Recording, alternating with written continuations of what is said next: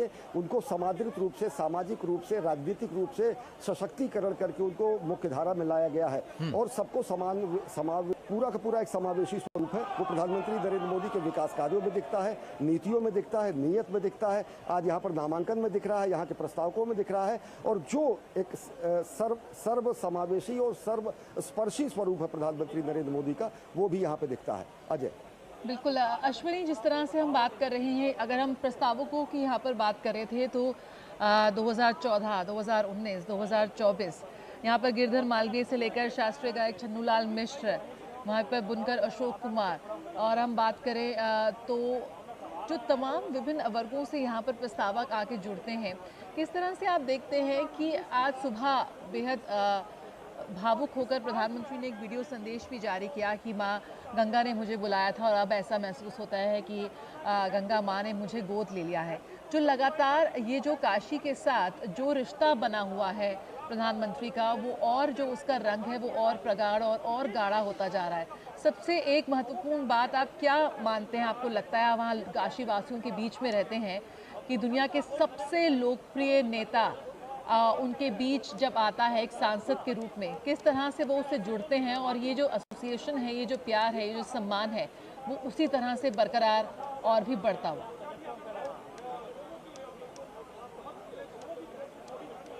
निश्चित तौर से जया, अगर देखें तो दुनिया के सबसे ताकतवर नेता, दुनिया के सबसे बड़े लोकतंत्र का नेता, दुनिया के सबसे बड़े लोकतांत्रिक जो हमारा केंद्र है, उसको सांस्कृतिक केंद्र के रूप में काशी को अंतर्राष्ट्रीय स्तर पर स्थापित करने का कार्य, दुनिया के बड़े बड़े नेताओं को काशी ले आने का कार्य, चाहे वो शिंजो अबे को काशी दर्शन और दशाश्वमेध घाट पर गंगा आरती कराने की बात हो, या फिर फ्रेंच राष्ट्रपति इमैनुअल मैक्रा की यहाँ की यात्रा हो, या फिर G20 के दौरान बहुत सारे यहाँ पर कमिटीज़ और उनकी बैठकों का सिलसिला हो। काशी एक अंतर्राष्ट्रीय फलक पर प्रधानमंत्री नरेंद्र मोदी के यहाँ से प्रतिनिधित्व करने के बाद वो स्थापित हुई है। और सबसे बड़ी बात ये देखें तो काशी आज के 10 साल पहले अगर देखें तो काशी को आदर बहुत प्राप्त था, सम्मान बहुत प्राप्त था, आस्था अगाध थी लोगों की, लेकिन काशी में वो आधारभूत संरचनाओं का अकाल था। चाहे अगर देखें आज रेलवे की बात हो, हवाई अड्डे की बात हो, अंतर्राष्ट्रीय स्तर का हवाई अड्डा है, रेलवे के जो टर्मिनल्स हैं, यहाँ का जो एक वाराणसी स्टेशन के अलावा अश्विनी, आप हमारे साथ बने रहिए। शैलेंद्र मिश्र भी जुड़ गए हैं, शैलेंद्र के पास चलते हैं। शैलेंद्र, आज प्रधानमंत्री से एक सीधे तौर पर सवाल किया गया कि राम मंदिर इन चुनाव में एक मुद्दा है या नहीं है। प्रधानमंत्री ने दो टूक मना कर दिया। उन्होंने कहा कि ये श्रद्धा का मुद्दा है, ये चुनाव का मुद्दा न पहले था, न आज है, न कभी रहेगा। ये तो देश की सांस्कृतिक जड़ों के साथ जुड़ा हुआ मुद्दा है। लेकिन क्या जमीन पर राम मंदिर, क्या आपको जनता के बीच एक मुद्दा दिखाई दे रहा है या लोग इससे मुद्दा नहीं मानते? शैलेंद्र, देखिए, बीजेपी हमेशा ये कहती रही है कि राम जन्मभूमि का जो मुद्दा है वो राजनीतिक मुद्दा नहीं है, वो एक आस्था का विषय है। और बीजेपी हमेशा से कहती रही कि वो राम मंदिर के निर्माण के पक्ष में है।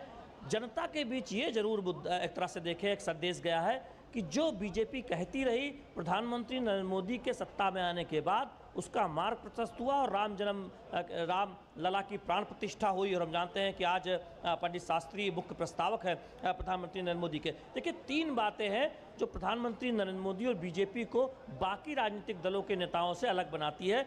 उसका एक सबसे महत्वपूर्ण कारण है प्रधानमंत्री नरेंद्र मोदी का जो कनेक्ट है, न केवल अपने संसदीय क्षेत्र की जनता के साथ बल्कि देश की जनता के साथ। दुनिया में किसी नेता का ऐसा नहीं है। हम थोड़ी देर पहले चर्चा कर रहे थे कि राहुल गांधी 2 सीट से लड़ना चाहते थे, लेकिन जब तक वायनाड से चुनाव खत्म नहीं हुआ, उन्होंने अपने तरफ से कोई ऐलान उनकी पार्टी ने नहीं किया कि वो रायबरेली से चुनाव लड़ेंगे। देखिए, ये जनता के साथ एक तरह से बीजेपी आरोप लगाती है कि छल है, आप 2 सीट से चुनाव लड़ सकते हैं, इसका कोई प्रावधान है, किसी ने मनाही नहीं की है, तमाम नेताओं ने चुनाव लड़ा है।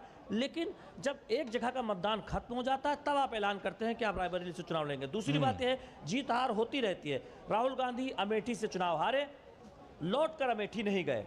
बीजेपी में आप देखिए, स्मृति ईरानी 2014 में चुनाव हारी थी अमेठी से, लगातार अमेठी में डटी रही। 2019 में राहुल गांधी को हराया और वहां से चुनाव जीती। और अब बीजेपी कह रही है कि देखिए, राहुल गांधी हिम्मत नहीं जुटा पाए कि वो अमेठी से चुनाव लड़े, वो रायबरेली चले गए। हालांकि बीजेपी ये भी दावा कर रही है, प्रधानमंत्री ने एक इंटरव्यू में कहा है कि रायबरेली से भी राहुल गांधी हारेंगे। तो बीजेपी और प्रधानमंत्री नरेंद्र मोदी की जो राजनीति है वो जनता के बीच एक भरोसा जताती है, ये बीजेपी कहती है। क्योंकि आप देखिए ओबीसी हितों की बात होती है, सबसे ज़्यादा केंद्र में मंत्री देने का काम ओबीसी समाज से प्रधानमंत्री नरेंद्र मोदी की अगुवाई में हुआ है। ओबीसी को संवैधानिक दर्जा, ओबीसी आयोग को देना, नीट में ओबीसी आरक्षण छात्रों को देना, तमाम फैसले, तो फैसलों के जरिए प्रधानमंत्री नरेंद्र मोदी की ब्रांड इमेज बनी है, जनता का भरोसा हुआ। और इसलिए बीजेपी ये कहती है कि देखिए घोषणा पत्र के वादों को किस तरह से जमीन पर लागू किया जाता है, ये बीजेपी सरकारों से सीखना चाहिए और उस पर कैसे आगे बढ़ा जाता है 2014, 2019 और 2024। और तीसरी बात यह है कि विकसित भारत के जिस विजन के साथ प्रधानमंत्री नरेंद्र मोदी आगे बढ़ रहे हैं,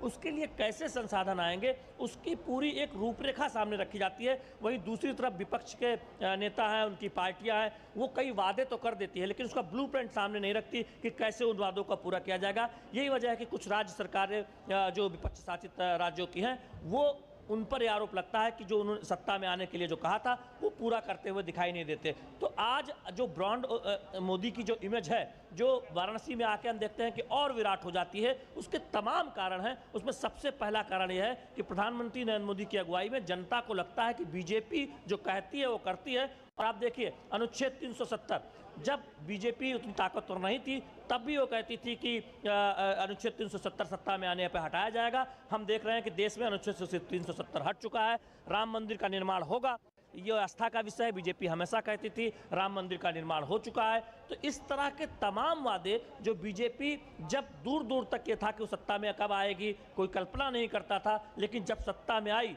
तो उन वादों पर आगे बढ़ी, उन्हें पूरा किया गया। तो ये किसी राजनीतिक दल के विश्वसनीयता को दिखाता है प्रधानमंत्री नरेंद्र मोदी की अगुवाई में। इसीलिए सब कहते हैं कि जो मोदी की गारंटी भारतीय जनता पार्टी ने कहा, वो आगे निकलती है। बीजेपी का दावा है कि एक तरफ ऐसे दल हैं, ऐसे दलों के नेता हैं जो परिवार को बचाने के लिए सिर्फ राजनीति करते हैं या एकजुट हुए हैं, वो अपने वादों को भूल जाते हैं। वहीं प्रधानमंत्री नरेंद्र मोदी की अगुवाई में बीजेपी है जो एक एक वादों को पूरा करती है। और काशी में तो जो वादा किया भी नहीं था, ऐसे तमाम वो काम हुए हैं। इसीलिए हमने कल जब एक पूरे ग्रुप से बात की, मैं ढूंढता रहा कि कोई मिले जो प्रधानमंत्री नरेंद्र मोदी के बारे में कुछ ऐसा कहे कि उम्मीदें नहीं पूरी हुई काशी की जनता की।